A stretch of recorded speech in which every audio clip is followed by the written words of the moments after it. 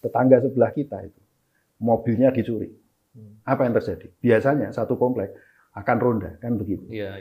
Ya kan? Terus kita juga ketakutan, seolah-olah kayaknya setelah itu mobil kita nih kayaknya, kan begitu. Iya. Padahal si pencurinya kan nggak mungkin ke situ, toh, Mas.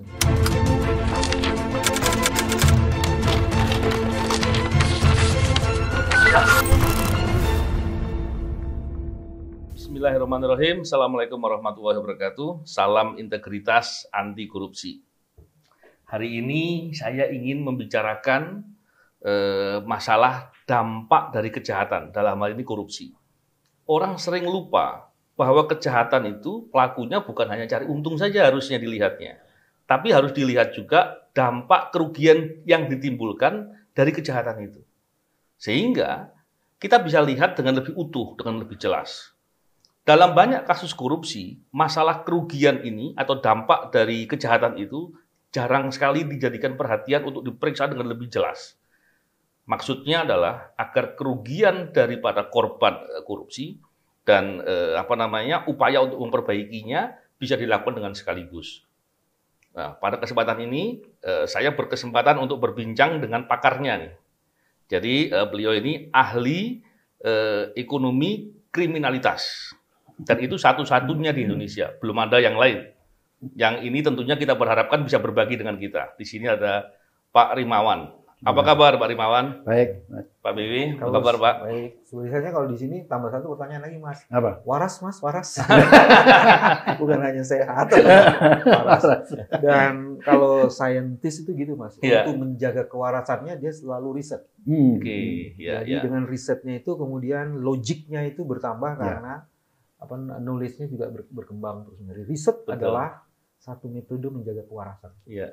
Dan sekarang kita disediakan satu informasi menjaga kewarasan dengan menghitung satu dampak kriminalitas. Pak Rimawan, saya memberikan gambaran begini. Dalam beberapa kasus yang pernah saya tangani, saya pernah memperhatikan, tapi ada juga yang pernah saya tangani. Seringkali ketika ada kasus korupsi contohnya, bangun jalan nih, yang paling mudah lah. Ada kualitas yang diambil, 20% dari nilai kontrak contohnya, nilai pekerjaan. Kemudian ketika kasus korupsi itu terungkap, maka pelaku kemudian diminta untuk mengembalikan nilai 20% tadi. Padahal dengan dikurangi 20% kualitas, ada dampaknya nih. Nah, dampaknya dan lain-lain ini seringkali tidak pernah dimintakan pertanggungjawaban. Dalam beberapa kasus, kasus lain contohnya adalah begini. Ketika ada kasus illegal logging, penebangan pohon. Kemudian pohon itu ketika ditebang diambil kayunya dan pelaku kejahatan ini hanya disuruh membayar sebesar nilai kayunya saja. Padahal dengan ditebangnya pohon itu ada nilai keekonomian, ada karbonnya dan lain-lain yang itu semua bisa dihitung. Belum lagi upaya untuk membangun atau mengembalikan itu menjadi sebuah pohon. Itu semua bisa dihitung. Nah, saya ingin mendapatkan gambaran dulu dari Pak Rimawan yang pakarnya. Saya udah lama mungkin ngobrol, cuman kesempatannya baru sekarang. Terima kasih Pak Rimawan. Silakan. Terima kasih Pak Novel, juga Pak Bambang nih. Terima kasih atas kesempatannya ya. Jadi ini korupsi ini kan sebenarnya tidak beda dengan kejahatan yang lain. Korupsi itu seperti juga kejahatan yang lain. Pasti ada yang diuntungkan. Siapa yang diuntungkan? Ya orang yang melakukan korupsi. Gitu. Tapi kemudian selain ada yang diuntungkan, ada yang dirugikan. Betul. Nah, yang dirugikan ini para pihak banyak sekali. Katakanlah kejahatan aja, yang sesimpel kejahatan katakanlah ada copet lah kira-kira. Copet di stasiun Gondang Dia, misalkan ini. Apa yang terjadi? Ya yang terjadi memang akan ada transfer uang dari orang yang dicopet kepada si pencopet kan gitu. Katakanlah ini yang si pencopet punya, yang copetnya itu nggak punya uang awalnya, kemudian mencopet dapat 500.000. Yang di sini dapat 500.000, yang di sini minus. Kalau dalam hitungan ekonomi ini nol secara society. Ini ya. Tapi kan yang jadi masalah, yang dilakukan ini kan melanggar hukum, kemudian merampas hak orang lain. Ini pasti kan yang bersangkutan mungkin lapor polisi. Nah, berarti ada aparat penegak hukum nih, kan gitu. Nah, pertanyaannya aparat penegak hukum itu kan mulai dari polisi sampai hakim, jaksa, lalu kemudian sampai ke lembaga pemasyarakatan. Lah yang bayar siapa? Nah, ini kan yang bayar kemudian adalah ini ada masyarakat ya, bayar masyarakat. Nah, lalu ada sudah selesai belum? Belum. Bisa jadi kalau hanya copet aja nggak masalah. Tapi kalau kemudian dengan kekerasan, berarti kan cedera. Kalau cedera masuk rumah sakit, BPJS kan gitu ya. Belum lagi kalau orang seperti itu bisa terjadi trauma. Iya, nggak bisa kerja. Nggak bisa kerja. Nah itu kan harus dihitung nih. Ya. Cacat permanen. Nah itu lebih berat lagi. Apalagi kesehatan mental ya, seringkali kan berdampak. Bisnis sebenarnya juga akan terpengaruh. Orang-orang akan mengatakan jangan turun di stasiun Gondang Dia ya, karena kemarin tuh ada kayak gini. Kita nggak akan lewat situ. Nah nggak lewat situ, berarti kan pedagang yang ada di situ kan kemudian omsetnya turun kan gitu kan. Nah yang lebih berbahaya sebenarnya dampaknya yang lebih luas itu apa yang disebut dengan fear of crime, ketakutan terhadap kejahatan. Dan itu bisa perilakunya bisa kalau kita lihat itu kadang kita ketawa sendiri. Gitu. Misalkan kita tinggal di satu kompleks, tetangga sebelah kita itu mobilnya dicuri. Apa yang terjadi? Biasanya satu kompleks akan ronda kan begitu. Ya kan? Terus kita juga ketakutan seolah-olah kayaknya setelah itu mobil kita nih kayaknya kan begitu. Padahal si pencurinya kan nggak mungkin ke situ, toh Mas. Jadi sebenarnya rondanya untuk apa? Dia nggak akan balik kok gitu.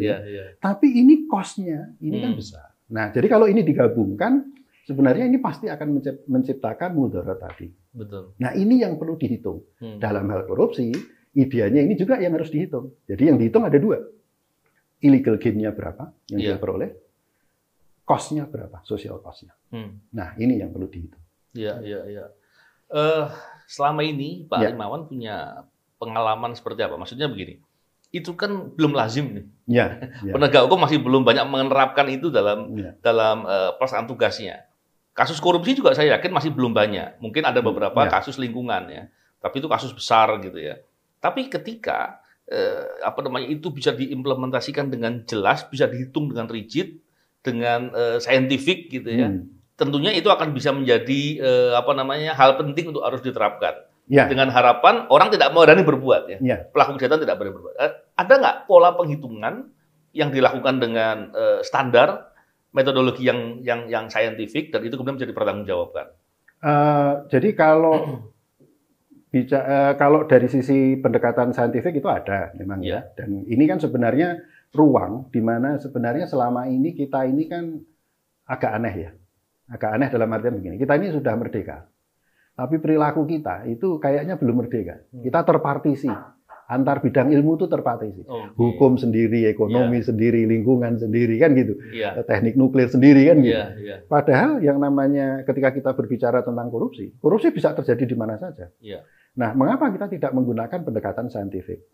Pendekatan saintifik itu misalkan tadi pencitraan jarak jauh, ya kan?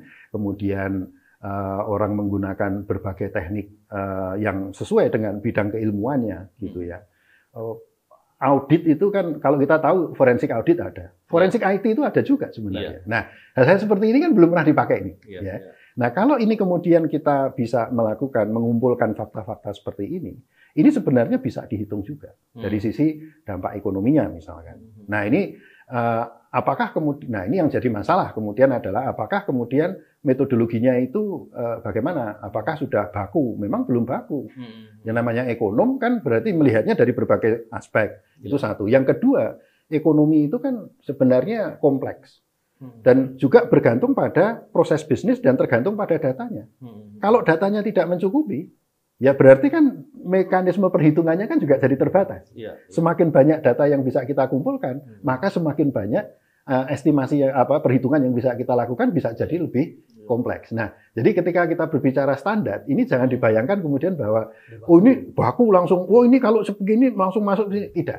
Ini adalah pendekatan saintifik, di mana pendekatan saintifik itu terus berkembang sesuai dengan perkembangan ilmu pengetahuan. Nah, ini dinamikanya di situ. Contohnya begini, Pak Rimawan, ketika jalan tadi kasih contoh ya. Ini kan yang biar masyarakat bisa memahami dengan lebih mudah. Ada jalan dengan kualitas yang turun. Karena di markup tadi, di korupsi tadi, diambil kualitasnya. Dan kemudian tentunya ketika sudah jadi jalan itu, maka masyarakat pengguna kan akan dapat kerugian. Pernah nggak punya pengalaman menghitung seperti itu? Kalau saya sendiri belum. Ya. Tapi yang saya bayangkan tuh begini. Kalau kemudian saya ubah sedikit, tidak jalan, tapi jembatan. Jembatan, oke. Nah, jembatan nih. Jembatan kita bangun, 2 tahun runtuh. Pertanyaannya, what would happen? Begitu jembatannya runtuh, apa yang terjadi? Semua orang pasti akan pakai jalan melingkar. Ya. Ketika ini jalan melingkar, ini bisa disurvei sebenarnya, Mas. Okay. Dulu tuh biasanya dari A ke B itu berapa sih, gitu kan? Oh, itu katakanlah 5 menit. Yeah. Kalau sekarang berapa? 1 jam. Yeah. Waktu yang dipakai 1 jam itu bisa dihitung kan, kemudian ekivalen dengan berapa? Yeah. Ya, untuk pekerjaan dia, sesuai dengan pekerjaan dia. Ini kan bisa dihitung. Berapa orang yang kemudian menggunakan ini? Yeah. Untuk si pengguna itu, teman-teman teknik sipil tuh bisa banyak tuh yang bisa ngitung itu. Yeah, nah, ini hal-hal seperti ini kan sebenarnya bisa dihitung semua. Yeah, meskipun saya juga menyadari bahwa seringkali untuk bisa menghitung seperti ini diperlukan studi yang memang mendalam. Yeah, nah, ini yang kadang seringkali kaitannya dengan masalah waktu pengerjaan ini yang kadang jadi kendala. Gitu. Ya. Memang bicara terkait dengan korupsi kan bicara kerugian keuangan negara nih Pak BW. Bicara kerugian keuangan negara, tentunya Pak BW punya banyak pengalaman ini. Menceritakan bagaimana menghitung kerugian keuangan negara, perspektifnya seperti apa. Karena tadi yang dikatakan emang tepat. Tidak hanya hasil kejahatan, hasil korupsi saja yang harus dirampas kembali. Tapi dampak damage-nya, dampak kerusakannya, dampak kerugiannya yang timbul juga harus dibebankan kepada pelaku kejahatan. Dengan harapan efek jerah lah tentunya. Dan tentunya memang sepantasnya begitu. Gimana Pak Billy? Kalau berangkat dari efek jerah, sebenarnya ada teorinya tuh Mas. Iya. Jika sanksinya lebih kecil daripada reward yang didapat dari sebuah kejahatan, maka kejahatan itu tak akan pernah berhenti. Betul. Jadi kejahatan akan berangkat karena dia seolah-olah mendapat subsidi, mendapat reward dari tindakan itu. Jadi spekulatif ya. Jadi dia dengan melakukan kejahatan dia dapat untung. Iya. Belum tentu ketangkep juga. Iya, belum ketangkep, sanksinya rendah, terus untuk apa saya berhenti dari kejahatan? Iya. Dan kalau ini dibiarkan sebenarnya secara diam-diam dan sengaja negara memberi subsidi kepada kejahatan itu. Itu satu. Iya. Yang kedua, kalau melihat contoh jembatan itu bisa dihitung dari beberapa aspek tuh. Iya. Yang pertama, dari jembatan itu dia punya lifetime. Iya. Kalau jembatan itu runtuh, maka sebelum waktunya itu jembatan 50 tahun baru 5 tahun runtuh. Yang 45 tahun itu nggak ada. Satu itu. Terus kedua, ketika jembatan itu runtuh, Mas, dilalah ada mobil yang di atas itu. Mobilnya itu jatuh masuk semua. Orang di situ menderita kerugian loh. Nah, itu bisa juga kena. Terus yang ketiga yang tadi Mas Firman udah ini. Bukan hanya orang ini harus pergi ke sana, muter. Tapi kalau terjadi ini, jalannya langsung, sebenarnya kan efisiensi ekonomi terjadi. Nah, efisiensi itu juga mestinya bisa dihitung. Nggak orang harus memutar seperti itu. Tadinya dia cuma biayanya Rp5 atau Rp10, dengan memutarnya Rp50, Rp40-nya itu harus dihitung juga. Nah, kalau kemudian kalkulasi ini, di sini kan ada 3 soal. Pertama, mindset penegak hukum untuk menghitung itu. Melihat dampaknya itu sebagai beban yang harus dipertanggungjawabkan. Kalau kita melihatnya suap, yang cuma uang suapnya aja, cuma dampak dari penyuapan yang tidak dihitung, itu kesalahan mindset sebenarnya. Betul. Terus yang kedua, yang menarik itu adalah, ini kenapa kita hadirkan Mas Dewan. Ada metodologi untuk menghitung itu. Dan tidak semua orang, tidak semua ahli mempunyai kompetensi dan kepiawaian untuk melihat itu sebagai masalah dan kemudian menggunakan metodologi yang tepat. Jadi metodologi itu harus saintifik, harus terus berkembang. Nah, kalau itu tidak, maka kemudian itu jadi masalah. Itu sebabnya law enforcement ke depan harus menggunakan scientific investigation, scientific approach untuk cara menghitung itu. Nah, terus yang ketiga yang juga suka lupa nih Mas, ada kerugian di masyarakat, Mas. Bukan hanya kerugian perekonomian dalam konteks negaranya rugi terhadap, tapi kerugian di masyarakat. Berapa banyak orang yang menggunakan jembatan itu, dan dia harus mengeluarkan itu sendiri. Nah, itu harusnya bisa dihitung. Out of pocket. Kelemahan kita adalah seolah-olah negara atau penegak hukum itu kalau menghitung dalam konteks negaranya. Kerugian perekonomian negara itu perekonomian yang dirugikan dari negara, cuma tidak menghitung kos yang harus dikeluarkan oleh masyarakat. Betul. Nah, itu yang harusnya dihitung. Jadi poin ini sebenarnya satu, mindset harus berubah dari penegak hukum. Kedua, metodologi. Penegak hukum itu nggak bisa membuktikan sendiri. Betul. Apalagi kalau sarjana hukum. Mohon maaf, sarjana hukum. Saya sarjana hukum. Kenapa? Pendekatannya normatif. Padahal saintifik itu metodologinya tidak mungkin sekedar pendekatan normatif. Nah, satu poin penting tadi Pak, yang Pak BW tadi sampaikan bahwa ketika ada korupsi itu sebetulnya kita semua dirugikan. Ya, biar ini publik paham nih. Kerugiannya kemudian bisa sebetulnya dihitung ya, tapi sadar apa tidak sadar kita dirugikan dan itu langsung. Nah, sekarang Pak Rimawan. Pak Rimawan tadi yang terkait dengan keahlian Pak Rimawan ini belajarnya di mana, Pak?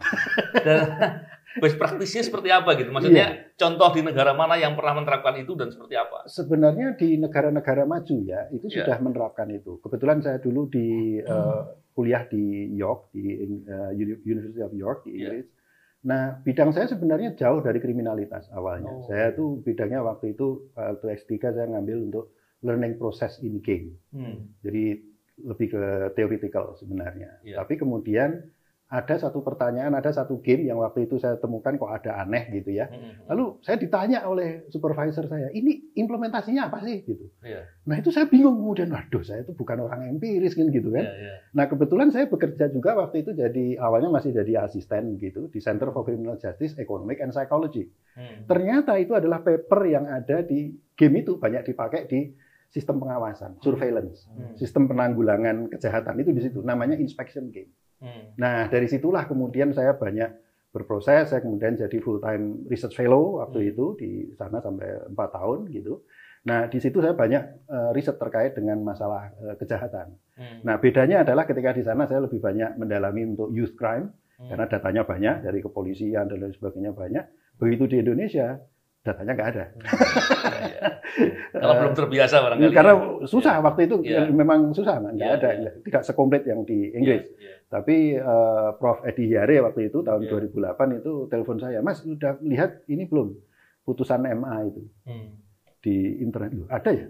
Ada. Oh boleh ya di sini? Oh boleh Mas di sini. Nah dari situlah kemudian kami download, lalu kami buatkan database. Nah database itu sampai sekarang adalah sampai wave 5 Mas. Database korupsi. Gitu. Nah dari database korupsi ini saya banyak masuk ke melakukan riset terkait dengan korupsi. Nah disinilah kemudian muncul misalkan konsep rakyat mensubsidi koruptor. Nah itu rakyat muncul mensubsidi koruptor. Bayangin, gimana tuh? Serem tuh. Karena tadi kerugian keuangan negaranya menurut perhitungan kami untuk 2001-2014 saja ya, gitu. Itu 203,9 T. 203,9 T. Hukumannya diketok dok itu hanya 21 T. Jadi cuma 10%-an ya, 10-11%. Subsidinya udah banyak sekali. Ini banyak sekali. Ini baru kerugian keuangan pemerintah. Jadi saya mau meluruskan. Sebenarnya ini antara jadi negara dan pemerintah itu beda. Pemerintah itu bagian dari negara. Masyarakat atau rumah tangga dan dunia usaha dan pemerintah inti yang menjadi negara. Jadi kalau kemudian ini dirampas untuk negara, sebenarnya ini adalah untuk kita semua.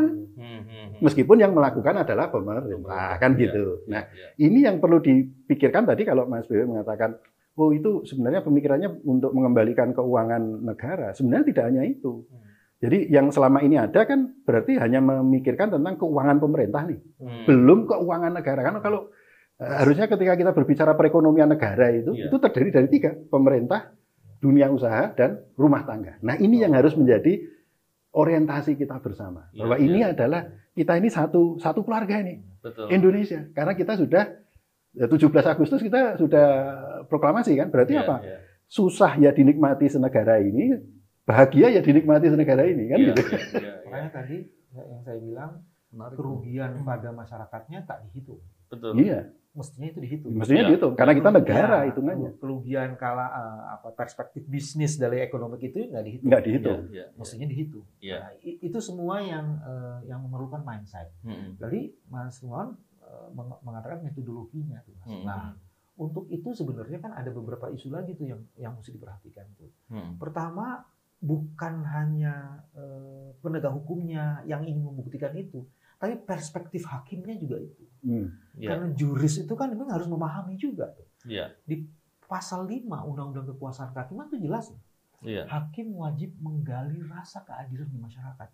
Jadi dia tuh represent of the state, Mas. Hakim itu. Iya. Jadi Apalagi kalau hakim itu kemudian ini pakai analisis hukumnya ya. Mas Nirwan kan tadi udah mulai diskusi tuh di luar ini. Alinea keempat.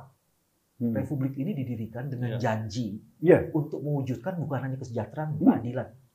Satu. Pasal 1, angka 1, 2, dan 3, Indonesia itu negara kesatuan Republik Indonesia. Republik, res publico, itu artinya apa? Res publica itu untuk kepentingan publiko. Terus ayat yang ke ininya apa? Negara hukum, itu yang keduanya apa? Demokratis. Demokratis itu kan demos kratos. Lagi-lagi itu untuk rakyat lagi gitu. Betul. Nah kalau dilihat gitu Mas, negara hukum ini harusnya berpijak untuk kepentingan rakyat. Hukum dibuat untuk kepentingan kemaslahatan, bukan untuk hukum itu sendiri. Nah kalau ini dibikin nyambung dengan alinea itu, ketemu tuh Mas. Nah kalau itu dipakai sebagai dasar metodologi menghitung, maka cara menghitungnya pun bukan menghitung sekedar itu saja. Benar. Dan itu ada aspek lagi ya. Tadi saya katakan kan, 203,9 dikurangi 21. Siapa yang akan bayar? Kita semua yang akan bayar. Tidak ada makan siang gratis. Itu salah satu. Kalau di ekonomi orang mengatakan begitu, tidak ada makan siang gratis. Masalahnya adalah apakah generasi ini cukup membayar itu? Bisa jadi tidak, Mas. Bisa jadi kita nanti sampai kita wafat itu belum tentu bisa bayar. Artinya apa? Kita memberikan beban kepada anak cucu kita. Bahkan sebenarnya ketika kita punya kewajiban untuk bayar yang 203, bedanya tadi 188 tadi, pasti kan ada resources yang teralokasi ke sana. Dan itu kita sudah dolim loh.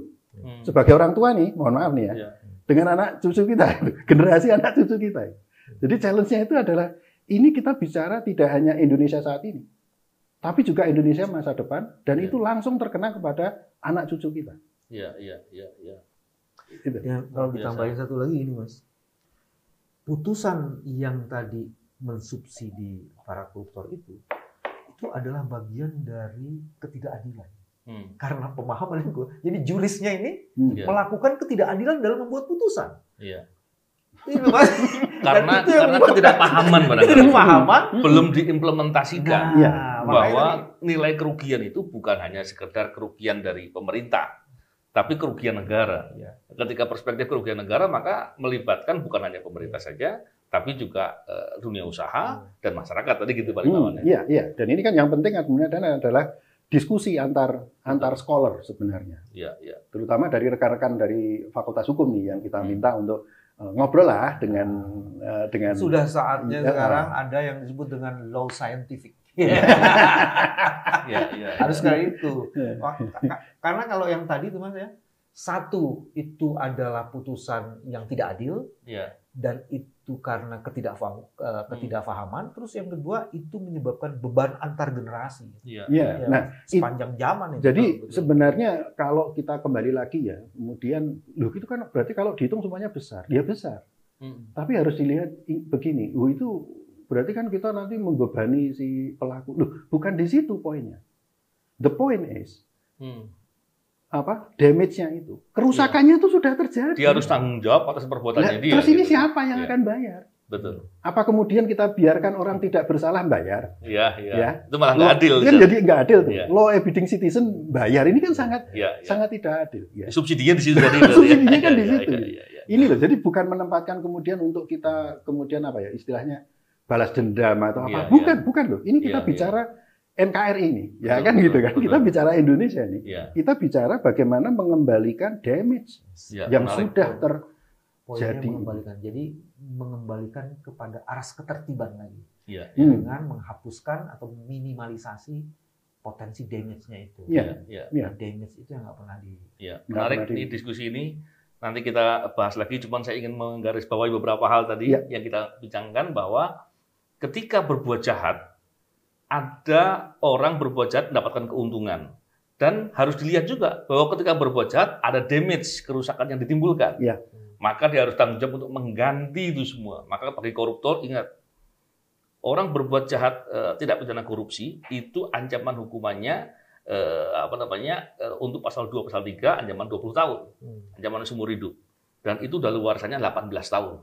Artinya, Anda berbuat kejahatan korupsi sekarang sampai 18 tahun ke depan, resiko pertanggungjawaban ini bukan hanya pidana saja, bukan hanya hukuman badan saja, tapi pertanggungjawaban untuk mengganti ini semua itu menghantui Anda yang berbuat korupsi.